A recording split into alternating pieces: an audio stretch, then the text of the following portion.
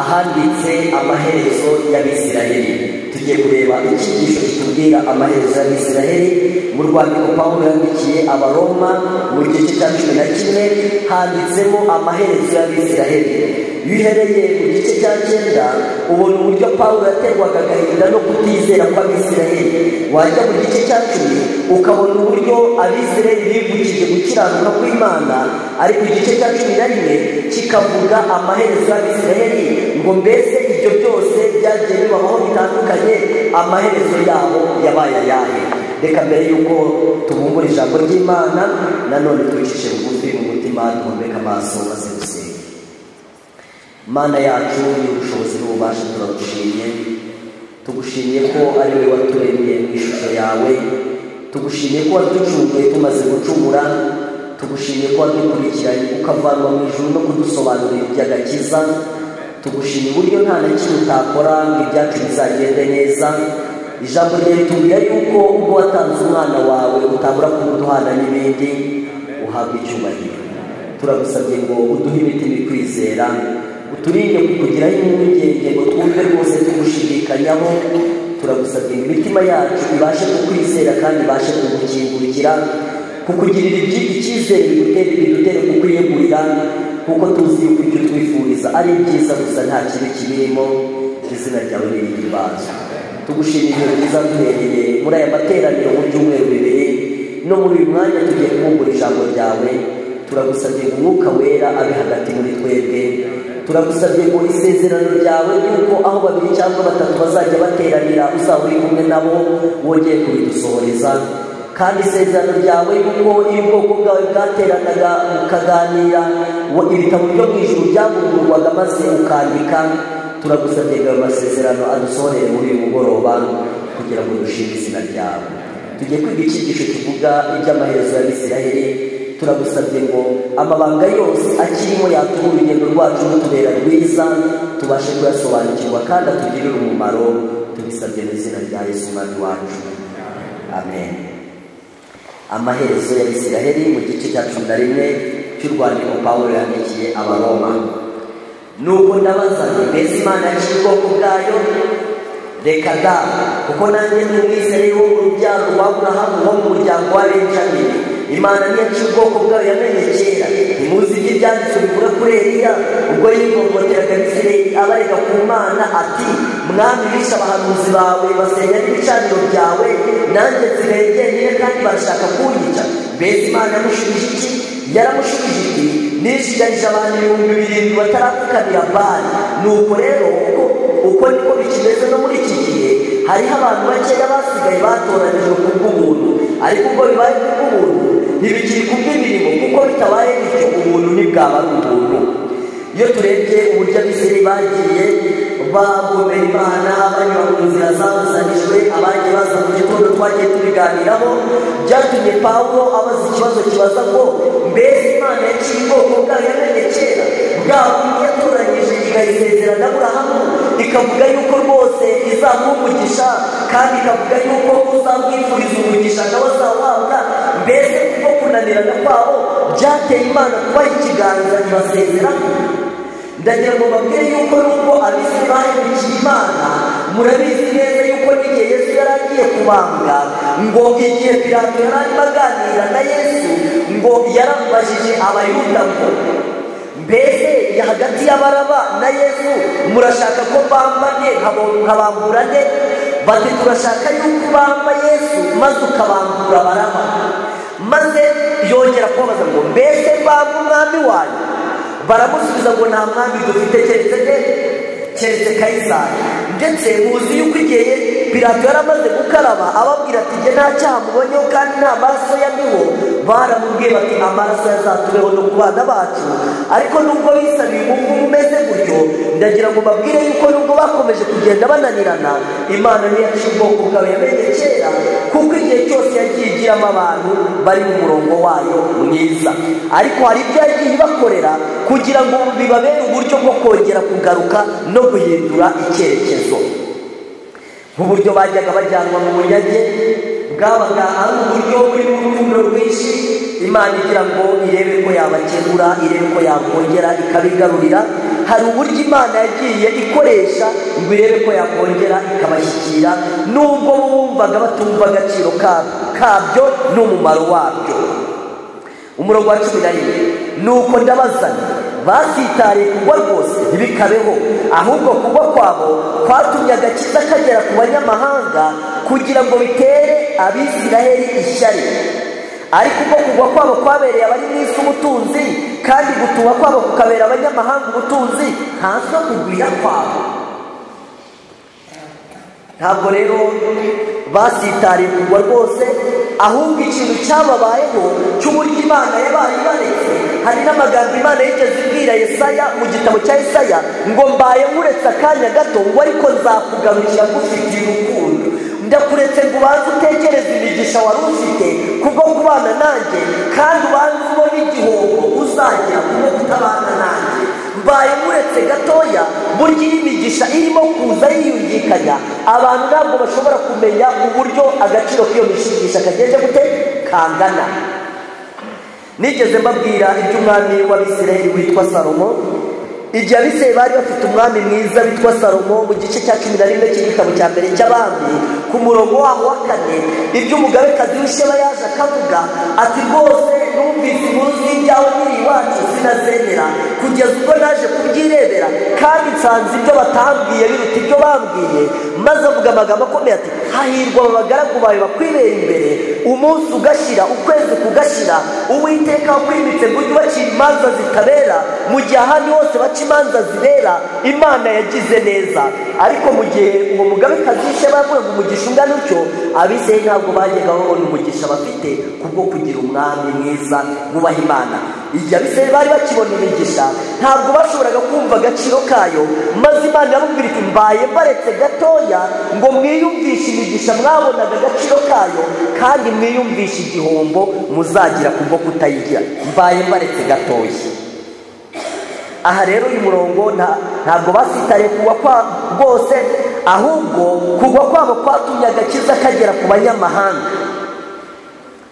Imana yifuzaga yuko abayuda babona agakiza, bagumana agakiza, n'abanyamahanga bakakagira.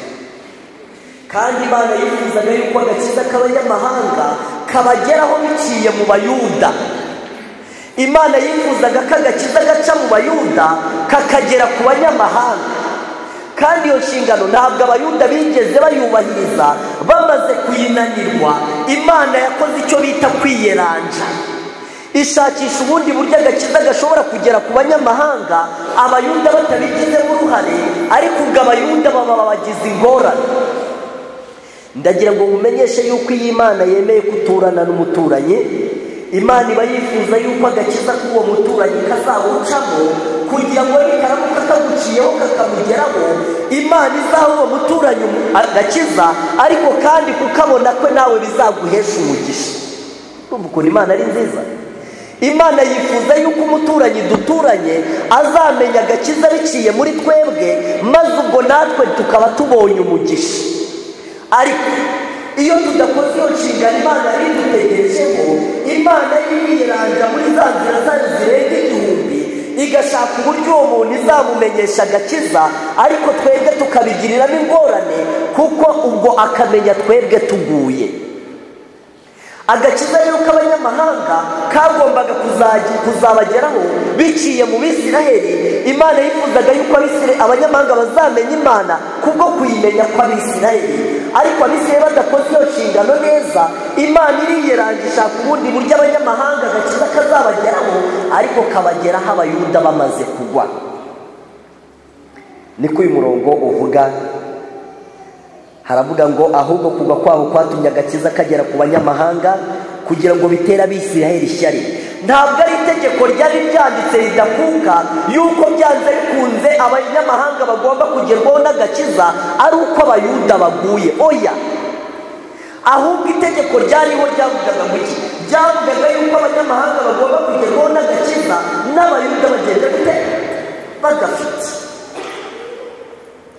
Nk'uko nta tegeko ryanditse yuko umuturanyi wacu atagerwaho n'agakiza twebwe katuvuyeho. Oya, Imana irashaka yuko twese tukabona, kuko Imana ifite ibishobora guhaza abantu bose.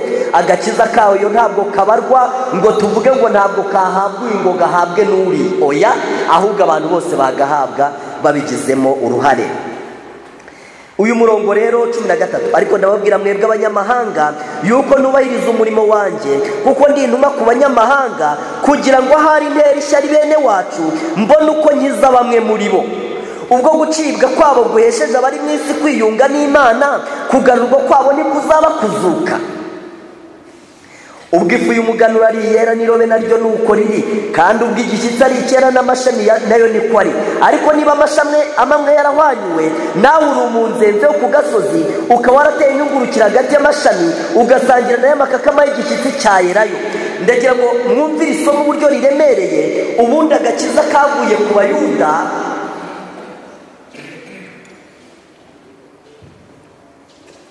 muri 34 nibwo agakiza kavuye ku Bayuda, maze Imana itoranya abandi bantu. Iyo usomye amateka y'iby'Imana y'iby'iyobokamana, ugasoma nko mu gitabo cy'umuhanuzi Daniyeli mu gice cya 9 ku murongo wa 24, uhasomamo ibintu bikomeye. Igitabo cy'umuhanuzi Daniyeli mu gice cya 9 umurongo wa 24. Uhereye ku murongo wa 20 havuga ibyerekeranye n'iby'ibyumweru 70, ariko reka nsome umurongo wa 24.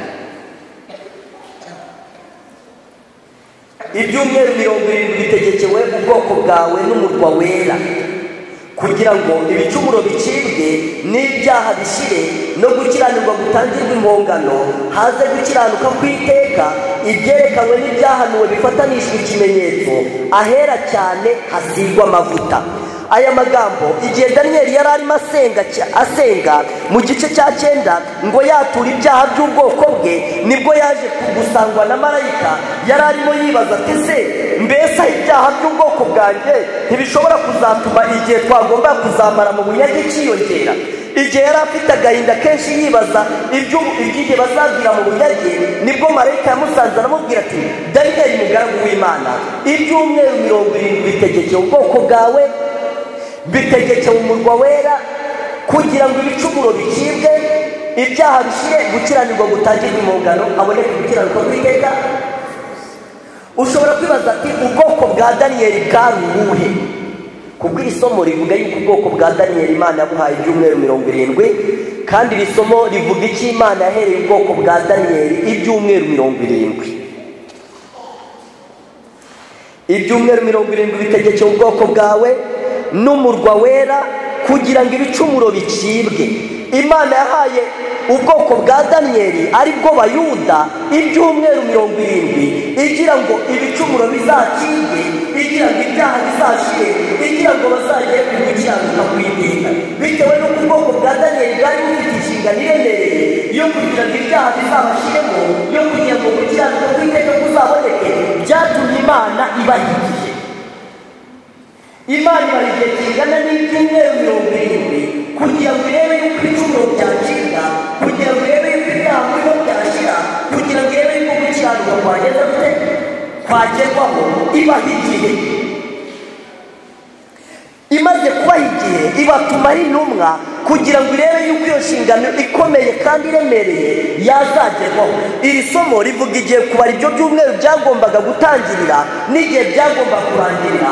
Ariko Daniyeli yarabwira ati ibyumweru 70 bitegekeye ubwoko bwawe, kugira ngo ibicumuro bicibwe. Ntabwo Imana yahaye ubwoko bwa Daniyeli igihe kugira ngo buzubake inzu, ntabwo yabuhaye igihe kugira ngo buzamare imyaka myinshi, ahubwo ni ukugira ngo ibicumuro bigeze bicibwe, ni ukugira ngo ibyaha bishire, ni ukugira ngo gukiranuka kw'iteka ryose bigeze gute kuboneke.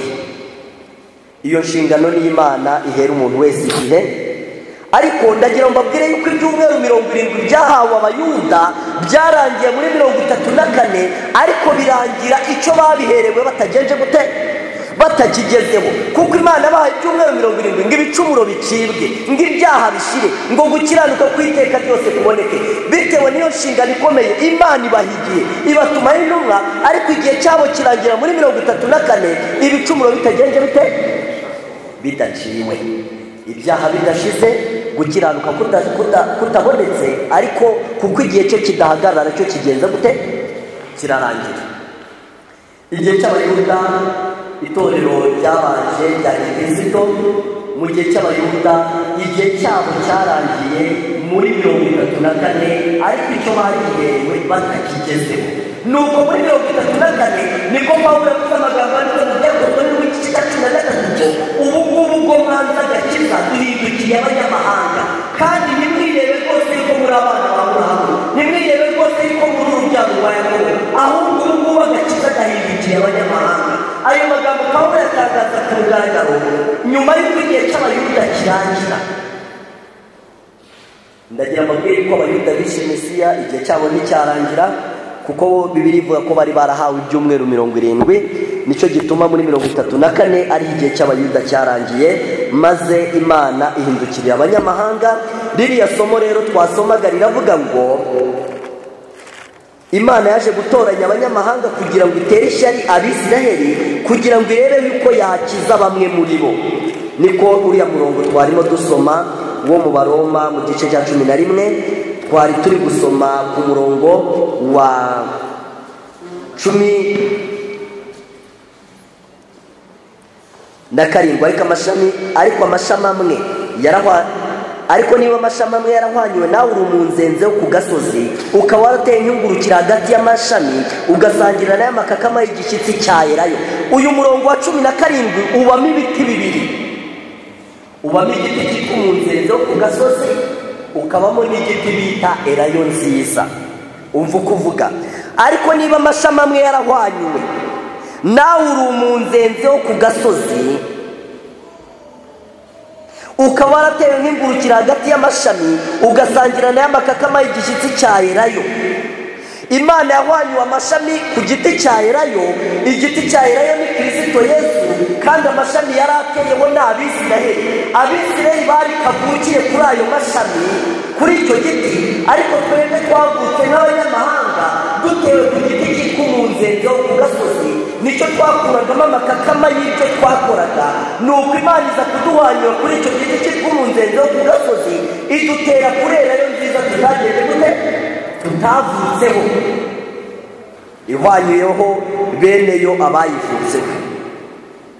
19. Ahari wavuga uti amashami yahwanyuriwe kugira ngo nterweho. Niko ko kutizera niko kwayahwanyuje, none nawe kwizera niko kuguteraho. Ntukibona ahubwo utinye, kuko ubw'Imana itababariye amashami yakavukire, nawe ntizakumabarira. Nuko rero urebe kugira neza kw'Imana kandi no kutabera kwayo. Kubaguye ni ukutabera, ariko kuri wowe ni ukugira neza. Imana ifite ibintu bibiri binganya agaciro. Icya mbere ni ukugira neza, icya kabiri ni ukutabera.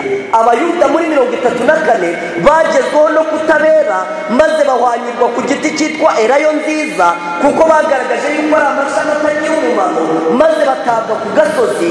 Natwe duhanyurwa ku giti cyitwa umunzenze wo ku gasozi, tugezweho twebwe n'imbabazi, duterwa kuri Elayo nziza tutavutseho. Nicyo gituma Bibiliya itubwira ngo ntukirarire ubwayo mashami, ahubwo ujye utinya, ujye uhinda umushyitsi. Ahari wavuga uti amashami wahwanyure kugira ngo nterweho, niko ko kutizera niko kwayahwanyuje, none nawe kwizera niko kuguteyeho. Ntukibone ahubwo utinye, kuko ubw'Imana itababariye amashami yakavukire, nawe ntizakubabarira. Nuko rero urebe kugira neza kwayo kandi no kutabera kwayo. Kubaguye ni ukutabera, ariko kuri wowe watewe nk'ingurukira ni ukugira neza. Nuguma muri uko kugira neza kwayo, kuko nutagira utyo nawe uzagenza ute? Nawe uzahwanyurwa. Kandi babandi nabo nibatagundira kutizera kwabo, ahubwo bakizera, bazaterwa nk'ingurukira ku giti cyari icyabo, kuko Imana ishobora kubagaruraho. Imana rero yabahaye agahe gato ko gutekereza Abayuda, maze ibibaretse gatoya ihindukiriye abanyamahanga kugira ngo babone umwanya wo gutekereza. Kandi ndagira ngo mbabwire yuko Pawulo yaravuze ati ndimo ndubahiriza umurimo wanjye mu banyamahanga, kuko ndi intumwa mu banyamahanga, kugira ngo ntere ishyari bene wacu, mbone uko nkiza bamwe muri bo. Ijambo ry'Imana rigaragaza yuko iri shyari ryiza Abayuda bazarigira. Abayuda iri shyari ryiza bazarigira, kandi bagaruke ku Mukiza. Kandi igihe Abayuda bazagaruka ku Mukiza, bakihana yuko bamwanze, bakavuga yuko Kayizari ariwe mwami wabo imperuka nayo izaba igeze. Ni kimwe mu bimenyetso by'imperuka byanditse muri Matayo mu gice cya 24 ku murongo wa 32 haranditse ngo umunsi tuzabona ishami ry'igiti ryatoshye tukabona ibibabi byameze uzazaba ageze ku rugi agaruka. 24 kwahwanye ku giti cyavutse ari umunzenze ugaterwa n'ingurukira kurerayo nziza utavutseho ntazwe babandi beneyo ntibazarushaho cyane guterwa kurerayo yabo bazaterwa kurerayo yabo.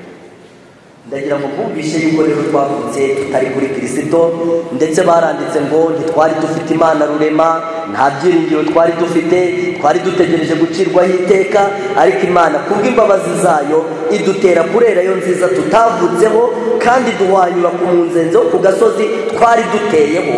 Niyo mpamvu iyo Bibiliya ivuga ngo mugume ku giti muri Yohana mu gice cya 15 niyo handitseho ngo mugume ku muzabibu. Sibyo? Tugume ku muzabibu niba twaragize umugisha tukageraho, niba koko twarahwanyuye ku giti cyitwa umunzenze ku gasozi, tugomba gukora uko dushoboye kose tukaguma ku muzabibu kandi kugira ngo tuwugumeho tubifitemo inshingano. Ko wahwanyuye ku giti cyavutse ari umunzenze ku gasozi ugaterwa n'ingurukira kurerayo nziza utavutseho hazwe babandi beneyo ntibazarushaho guterwa cyane kurerayo yabo. 25 bene data kugira ngo mutabona uko mwirata ndashaka ko mumenye iby'iri banga.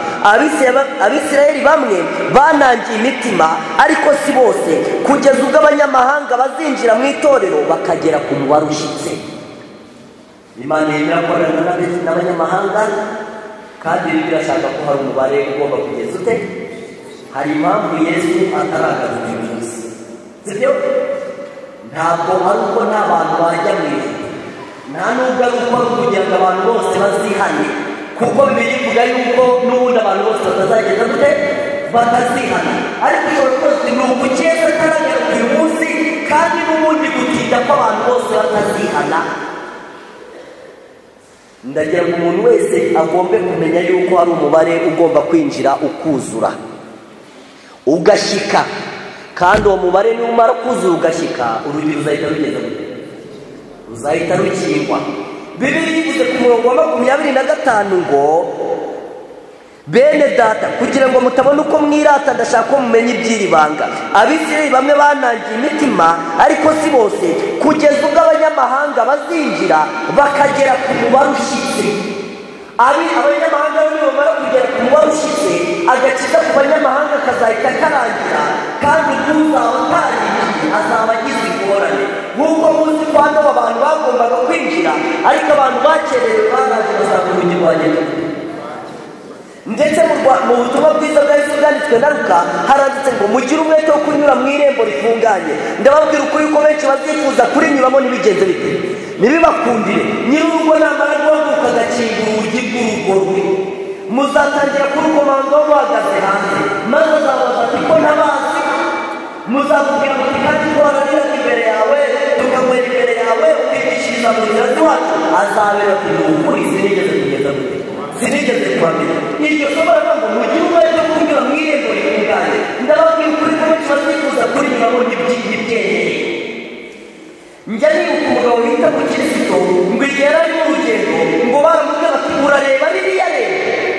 Ati ntabwo ndireba. Baturareba ririya tabaza rimurika cyane?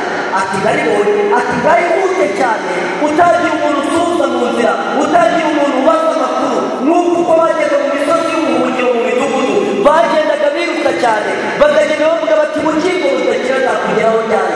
Bazi yuko ibyo bintu byihutirwa bati nugera kuri ririya tabaza uri bubone irembo.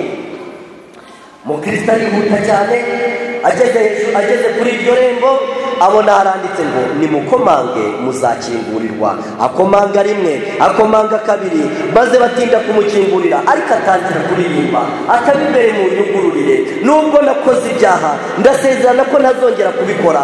Nubwo umuntu aramubaza ati witwa nde uvuye kandi urashaka iki? Mu gihe yari amaze kwiregura ngo uwo muntu yahise amufata mu Kristo ahita amukurura vuba maze amwinjiza muri iryo rembo byihuse. Ariko mu Kristo agira amatsiko aramubaza ati niki gitumye ngurura gutyo byihutirwa ku rwego rungana gutya. Arababwira ati impamvu mukuriye byihutirwa ni uko hafi y'irembo hari igihome cyitwa Belizebuli gishaka kurasa abantu bose bashaka kwinjira mu irembo kugira ngo bajye batararyinjiramo. Aramubwira ati ndagushimiye kuko nkora icyo gikorwa cyiza. Iri somo rivuga yuko ngo abanyamahanga bagomba kwinjira bakagera ku mubare ushyitse, bagomba gutanguranwa kwinjira kuko ntabwo Yesu azagumya gutegereza. N'ubundi Yesu azaza abantu bose batarigeze bihana, ariko hari impamvu nubwo azaza abantu batarihana bose, hari impamvu uyu munsi ataragaruka. ni uko hari umubare uzwi n'Imana utazwi n'umuntu wese, ariko uwo mubare ugomba kuzura ukagenda ute ugashyika. Ndetse ngo marayika ngo abantu barimo barashyira ikimenyetso ku bantu b'Imana, mu gihe barimo bashyira ikimenyetso hari umubare bagomba kubona wuzura ugashyika. Nicyo gitumye Yesu ataragaruka, ni ukwisohora ngo abanyamahanga bagomba kwinjira bakagera ku mubare unyejejwe, kandi nibamara kwinjira bakagera ku mubare ushyitse urugi ruzahita rukingwa, ndetse iby'abanyamahanga igihe cyabo nabo kizarangira. Nubwo Imana yahaye Abayuda igihe imyaka 490, ibyumweru 70, bo bajyaga bakora bazi ko nta gihe bakoreraho, ariko uko bwacyaga bukira iminsi yabo yabaga imigenzi irangira. Umwaka washiramo bagakora ibirori, naho igihe kirarangira, kugeza ubwo bageze ku mwaka wa nyuma, maze urugi rw'imbabazi ku Bayuda rumera nk'urufunzwe. Imana ifungura urugi rw'imbabazi ku banyamahanga, ariko n'abanyamahanga nabo ntabwo bakoze badafite igihe. nabo Imana yabahaye igihe kingana n'imyaka 1810. ni igihe cy'abanyamahanga, nabo bagihawe ku mpamvu nk'iz'Imana yahereye Abayuda igihe. Impamvu yateye Imana guha Abayuda igihe twasomye muri Bibiliya, haranditse ngo ibyumweru 70 bitegekeye ubwoko bwa Yehova wera kugira ngo ibicumuro bicire, kugira ngo ibyaha bishire, kugira ngo babone gukiranuka kw'iteka. ni nacyo rero mpamvu Imana yahereye abanyamahanga igihe. Nuzasoma igihe Imana yatangaga igihe ku banyamahanga, abahereweho bahabwa igihe mu banyamahanga ni itorero ry'i Roma. Itorero ry'i Roma ryahawe imyaka 1260, imyaka 1260, maze barayihabwa. Imana ikora ibishoboka muri iyo myaka ngo irebe yuko abantu yabakiza, maze ikora ibishoboka byose, ariko igihe cyabo kiranga. niyo mpamvu twasomye ko icyakora namuhaye uburyo bwo kwihana ubusambanyi bwe, namuhaye n'igihe cyo kubwihana, ariko ntiyabashije kugenda kubwihana. Itorero ry'i Roma igihe cyabo cyararangiye mu cya 798. iyo myaka 1760 y'itorero ry'i Roma, itorero rya Kiliziya Gatolika, yararangiye mu cya 798. igihe cy'Abayuda cyarangiye muri 34. Icyitondero, ntabwo harangira idini, ahubwo harangira igihe cyaryo. Ryo rikagumya rikabaho, ariko igihe cyaryo cyaragenze gute? N'ubu Abayuda baracyariho, ariko muri 34 Pawulo yahagaze mu ruhame arababwira ati nimwirebe ngo mukomoka kuri Aburahamu, nimwirebe ngo mukomoka kuri Yakobo, ubu ngubu ngo mwanze agakiza. Imana ibavuye mu ihindukiye abanyamahanga. Imana itangiye kugenera abanyamahanga, abanyamahanga bafite igihe imyaka 1810. niyo mpamvu mugaragu Imana yasenze abwira Imana akavuga ati Imana utwigishe kubara iminsi yawe mu buryo byatuma dutunga imitima y'ubwenge. Twigishe kubara iminsi. Wari uzi yuko mu gihe cyo kwa Nowa bakoraga bafite igihe bakoreraho? Imana yari yarabahaye imyaka 120, irayibaha kugira ngo ibicumuro bicibwe, irayibaha kugira ngo ibyaha bishire, irayibaha kugira ngo gukiranuka kuboneke. Ibaha igihe. Mu byangombwa by'agakiza n'igihe kibamo igihe. Iki cyigisho gifite umutwe uvuga ngo igihe. Ujye ubwira Imana utwigishe kubara iminsi yacu mu buryo bwatuma dutunga imitima y'ubwenge, kuko igihe cy'abantu iteka bagipfusha ubusa kikabashirana. N'ubu twicaye igihe cyo kirimo kiragenda. Cyakora reka dushime Imana yuko kigenda twaje imbere y'Imana, ariko ndagira ngo mbwire yuko igihe kirihuta cyane. Abayuda bahawe 490, muri 32 irarangira, abagatolika bahabwa 1260, mu 1298 irarangira.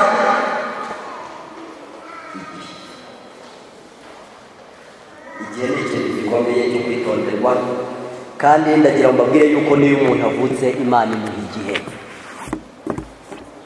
Imana ipima imyumvire y'umuntu, ikareba ubushobozi bwe bwo kwakira, ikareba amahirwe afite, ikareba ingorane afite, maze Imana mu bwenge bwabo, mu bushobozi bwayo, umuntu runaka ikamuha igihe. Kandi igihe cy'umuntu kirangiye ntabwo apfa, ahubwo asigara ariho nyuma y'igihe cye. Mu gitabo cyitwifuzwe byose, ku cyigisho kivuga ngo ishyanga ryaciriweho iteka, banditsemo amagambo akomeye ngo ku muntu wese hagira iminsi imubera myiza, akumva ijwi ry'Imana rimukora ku mutima, akumva irarika rimugeraho kandi rikamugirira umumaro. Ngo ariko iryo rarika uko rigenda ryiyongera, riba ririmo rigera ku kurarika kwaryo guheruka. Igihe rero ni ikintu gikomeye, natwe duhabwa igihe n'Imana. Imana ikurikiza amahirwe dufite, igakurikiza ingorane ibona dufite, ikareba ibintu byose maze ikaduha igihe. Ntabwo ikiduha rero ngo tugere ku majyambere, nubwo wenda muri ubu buzima nayo tuyageraho, ariko ikiduha kugira ngo ibyaha bishire, ikiduha kugira ngo ibicumuro bicibwe, ikiduha kugira ngo gukiranirwa gutangirwe impongano, gukiranuka kw'iteka ryose kuboneke. Ngiki kintu gitera Imana kuduha igihe. Nicyo ngicyo iri somo rero riravuga ngo abanyamahanga nibamara kwinjira mu itorero bakagera kuri wa mubano uzwi n'Imana, maze ugashyika ukuzura, abazaba barazariye barabishyize byongera bamusoma ibibazo umunsi n'umubiri kuyanduriranye. Kuri iryo somo rivuga gutyo, nuko umuntu ashobora kumva ijwi ry'Imana akinangira umutima, ntazongere kumva ijwi ry'Imana kandi kubwiriza byo ahora abwirizwa, ariko ntiyumve ijwi ry'Imana. Mwemera ko umuntu ashobora kubwirizwa ntiyumve ijwi ry'Imana kandi yabwirizwa? Ubu kubwirizwa byo bizahoraho, ariko kumva ijwi ry'Imana byo birarangira. Niyo mpamvu muzajya ugira umugisha ukumva ijwi ryayo, uzajya ugira uhita ukingura. Dore mpagaze ku rugendo akomanga, umuntu niyumva ijwi ryanjye akagira umugisha kabiri agakingura urugi rw'umutima we, nzinjira iwe dusangire. Rero nicyo gituma Yesu avuga ati mugire umwete, mugire umwete. Uyu munsi w'ijwi ryayo nyamuna ntiwinangire umutima, kuko ushobora kwinangira umutima, iryo jwi rikazagaruka utakiriho, cyangwa se bakazajya bahora babwiriza ariko ntuzongere kumva ijwi ry'Imana nk'uko wajya kuryumva. None rero bene data, iri somo rivuga yuko twebwe abanyamahanga tugomba kwihutira kwinjira kugera uko twinjira tukagera ku rwabushyitsi. Tugomba kwinjira muri rya rembo Imana itubwira mugire umwete wo kwinjira mu irembo. Bibiliya ivuga yuko ku isi hari urugo rw'Imana. Muri Yohana igice cya 10 Yesu avuga ati nigere ngo n'intama, ariko aravuga ngo nanjye nigere ngo n'intama. Umuntu niyinjira muri iki azabona urugi, azamujira asohoke kandi azabona urugi. Dukwiriye rero kugira umwete wo kwinjira, kandi uko dutinda niko hari igihome cyitwa Bezeburi gishaka kurasa abantu bose ngo bapfe batinjiye. Nyamuna kwinjira birihutirwa cyane. Iyo turimo dutinda, abandi baba barimo badutwara imyanya binjira, bikazagera ubwo umubare w'Imana wuzura tutamaze kwinjira, kandi Imana ishaka ko natwe twinjira. Nibwo abiseri bose bazakizwa nk'uko byanditswe ngo umukiza azava i Siyoni. Igihe rero abanyamahanga bazaba bamaze kwinjira bakagera ku mubare ushyitse, Imana izongera isubiza agakiza bene ko Abayuda. Umunsi Abayuda bazongera gutekereza ku bya Mesiya, kizaba ari ikimenyetso simusiga yuko imperuka yageze. Ni kimwe mu bimenyetso by'imperuka byanditse muri Matayo 24. Umuntu agomba guhora agicunga nk'uko acunga ibindi bimenyetso, kureba niba Abayuda bemera Mesiya nka kimwe mu bimenyetso byo kugaruka kwe. Ubu rero amateka ariho ku Bayuda avuga ko Abayuda ngo bicaye hasi baribaza bati ibi bintu bizadukoraho.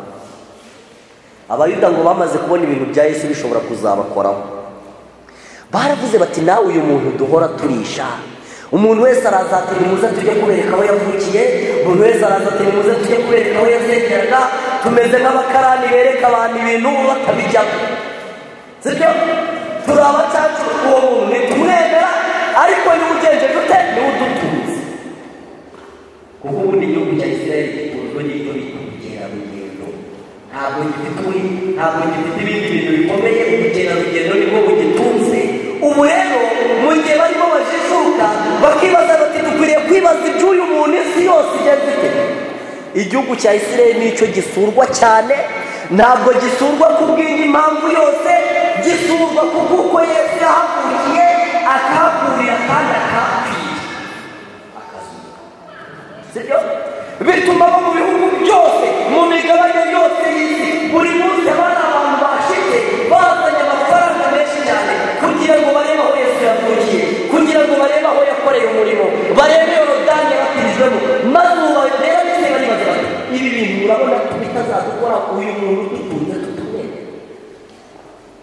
mbese niba baratangiye kwibaza ibyo bibazo, murumva habura igihe kingana iki ngo bemere Mesiya? muri Zekariya baranditse ngo bazamuborogera, bamwihanira imbere, bamusaba imbabazi yuko bamuhemukiye, ngo nk'uko umuntu umubyeyi aborogera umwana we, niko abiseye bazaboroga imbere ya Yesu. bibaza igihe bapfushije ubusa, bibaza amahirwe bapfushije ubusa, kandi Imana ngo yagejeje agakiza ku banyamahanga kugira ngo bitere abisirayeli ishyari, kandi ijambo ry'Imana rivuga ko iryo shyari ryiza bazarigira, kandi umunsi bazarigira bizaba ari ikimenyetso y'uko Yesu agiye kugeza mu gihe, Yesu agiye kugaruka. ubu abayuda ngo bamaze gutora abantu babashyira ahantu mu nzu, barababwira bise bati nta wundi murimo tubashinze, mwebwe nimukora ubushakashatsi gusa mumenye niba umuntu twishe wa wundi twahisemo ngo nabambwe, niba ari we Mesiya, niba ari we Kristo. n'uyu munsi abayuda baracyariho, bari bagitegereje ko Mesiya azavuka, ariko batangiye ubushakashatsi buvuga ngo tugomba kumenya niba umuntu twishe ari we Mesiya. mbese ubushakashatsi bwo gutekereza ko buzavuka kimwe mu bimenyetso by'uko Yesu agiye kuza ni uko tuzabona abayuda bagarutse ku Mukiza, nuko tuzabona bihaniye kuba baramuhemukiye. ni ikimenyetso y'uko Yesu azaba agiye kugaruka, kizaba ari ikimenyetso y'uko umubare w'abanyamahanga bagomba kwinjira wamaze kugenza gute, kuzura. twebwe ubu turi abanyamahanga, twagezweho n'agakiza mu buryo bw'igitangaza. ubundi ntitwagiraga Imana rurema, twari duteye ku giti cyitwa umunzenze wo ku gasozi, nta byiringiro by'ahazaza twari dufite, twari dutegereje kuzacirwaho iteka, ariko kubw'imbabazi z'Imana ikoresha inzira zayo zirenga igihumbi itugezaho agakiza. ariko iratubwira ngo nyabuna mujye mugenda mutinya, ubwo Imana yaciye abana bayo bakavukiye, bijye bibatera ubwoba no guhinda umushyitsi, yuko namwe nimutagera ku mugambi bananiwe kugeraho namwe muzahwanyurwa. niyo mpamvu isomo riravuga ngo nimutagira kwizera kuruta uko abanditsi n'abafarisayo, ntabwo mushobora kubona ubwami bw'Imana. mbese nitutagera ku byo bananiwe, ntabwo twabona ubwami bw'Imana, kandi ni ukugera ku kwizera kuruta uko abanditsi n'abafarisayo. uwo murongo bananiwe kugeraho n'Imana ishaka kutugezaho, kugira ngo tube tubaye abana ba Aburahamu koko. kubw'ubutumwa bwiza babaye abanzi b'Imana 28 ku bwanyu, ariko kubwo gutoranywa n'Imana bayifiteho igikundiro ku bwa ba sekuruza. kuko impano z'Imana no guhamagara kwayo bitavuguruzwa, nk'uko mwebwe mwagomeraga Imana kera, ariko none mukaba mwarababariwe kubw'ubugome bwabo, niko nabo bagomye ubu, kugira ngo imbabazi z'Imana mwagiriwe zibaheshe nabo kubabarirwa. kuko Imana yabumbiye abantu bose hamwe mu bugome, kugira ngo ibone uko ibakiza bose. iri somo rero ryerekana amaherezo y'Abisirayeli, rikavuga yuko igihe cyarageze Imana ibibaretse gatoya, itoranya abanyamahanga, iha abanyamahanga imyaka 1810. imyaka 1810 y'abanyamahanga yarangiye mu cya 844.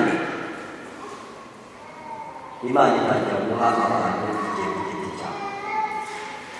Imana itangira guha abantu igihe ku giti cyabo, kandi dukwiriye gusenga nk'umugaragu w'Imana Dawidi tuti utwigishe kubara iminsi yacu mu buryo bwatuma dutunga imitima y'ubwenge.